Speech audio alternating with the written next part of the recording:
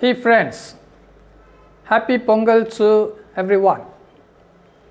In this new year, I am extremely happy to release my introductory video on R plus R meditation, also known as modern science-based yogic meditation.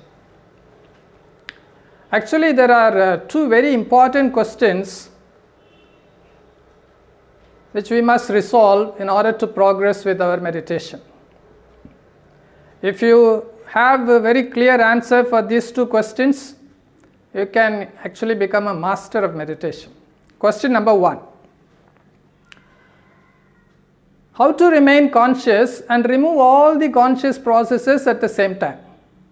This is an extremely puzzling question, but this is what in most of the meditation experts are asking us to do.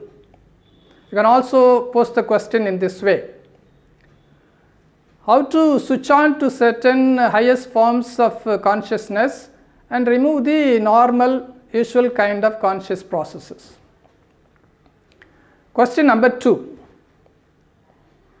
how is it that a mere mental wish translates into actual physical benefit in the outer world? If you have, and this question also can be rephrased in this way: what is the real connection between the conscious process and its impact on the physical processes? If you are able to give a proper answer to these two highly puzzling questions, you will automatically be drawn towards this new form of meditation, which is entirely based on science. Okay, question number one. Actually, in the traditional form of meditation, they are following a simple trick. They are asking you to focus yourself on the simple sensation like breathing, repetition of a mantra, simple music, in order that your mind gets diverted and it comes away from the normal anxious processes of thoughts and emotions. This technique has worked out extremely well, but at the same time it is not a removal of consciousness. It is only a diversion of consciousness. From one form, you are diverting your mind to another form. So what we are going to do in this new form of meditation, we are going to make you understand what is the most common element in all different forms of consciousness. It may be an emotion, it may be an anxious thought process, or it may be a simple sensation. But there is a defining element in all these things. And there is a crucial difference between consciousness and all other material activities. If you can understand this, whatever might be your present condition, you will be automatically changing into a meditation mode. So that is the goal of R plus R meditation.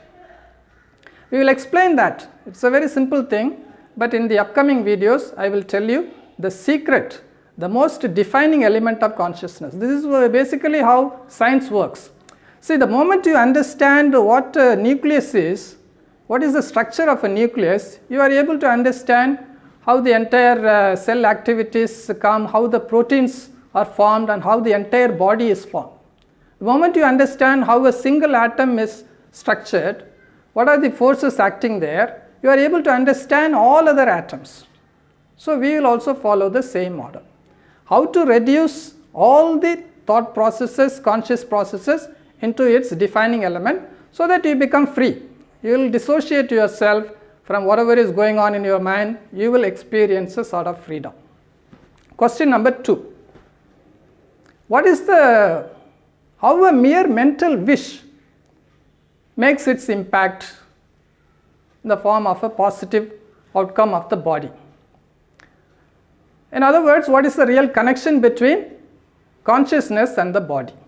This is again, if you understand this, you will be naturally moving towards meditation. So only because we don't understand this, we are not following the meditation practices very seriously. But the answer in the R plus R meditation is very simple.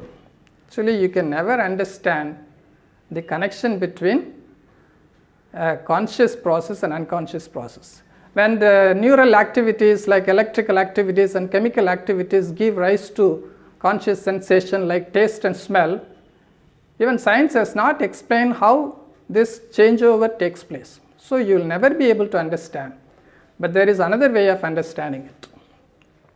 So actually in the whole universe there are certain positive advantageous laws based on which the universe is moving in a particular direction. If you understand all these positive laws, you will be able to understand the positive law of the mind as well as the body. So that is the technique we are going to follow in the R plus R meditation. So I am going to explain in this video 4 important positive laws of the universe. If you understand them, fix it in your mind, you will be able to connect it with your meditation itself. The first one is the preference and the advantage of expansion over contraction. Second one, the preference and advantage of life system over the law of entropy, which is again a universal law. The third one, the preference and advantage of stronger gene over the weaker gene. The fourth one, the preference and advantage of conscious processes over the unconscious processes. So I will give you a very brief explanation of all these 4 positive laws that are already working in the universe. If you understand this, the final one will be very easy to understand. You will never question that. The first one. See, in this large universe, there are about 3.68 into 10 to the power 80 times the number of particles. And all these particles are gravitating towards each other. They should have by now contracted, fallen on each other, destroyed each other, and the whole thing must have collided and destroyed by now. But that has not happened. There is also another force called expansion. Scientists call it the force that comes out of the black energy, but they don't have a clear explanation. But what is very clearly known is that the expansion has overtaken the contraction.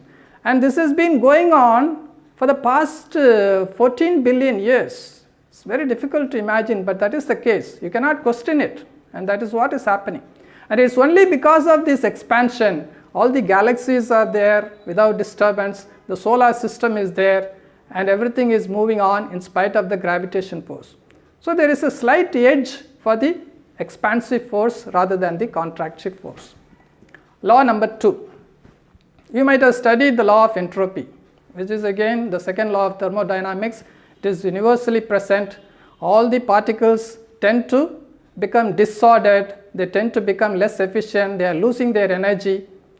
But in spite of this law, here in this earth, so many favorable factors have worked and life system has emerged. And life is species is nothing but a beautifully organized cellular structure which is building on each other and building the entire body, and it is a energy consuming system, and in a consistent manner it is drawing energy either from the sun, from the air, and from many other factors that are in the environment.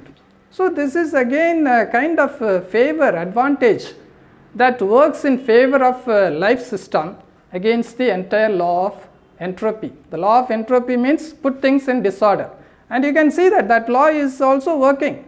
See, if you leave a room unattended, automatically it will become disorderly, unclean.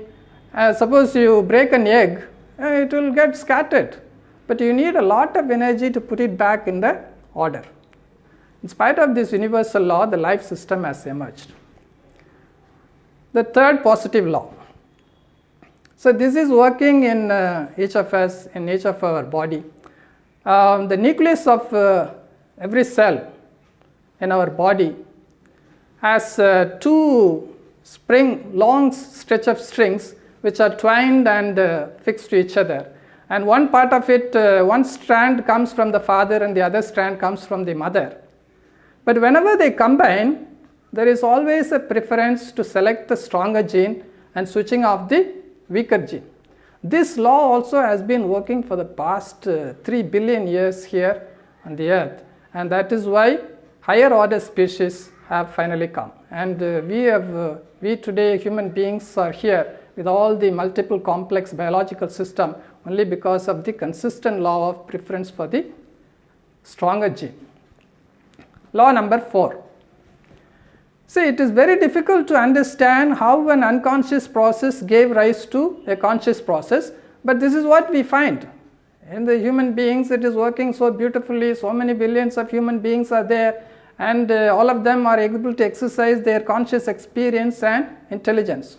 So, we accept it as a natural law. So, if you understand all these laws and see them in continuity, the universe has moved in a particular direction. From the meditation experiments, we come to know that certain conscious processes give rise to certain positive impact, and a mere mental wish that good things that should happen to your body as well as in your environment also translates into that physical reality.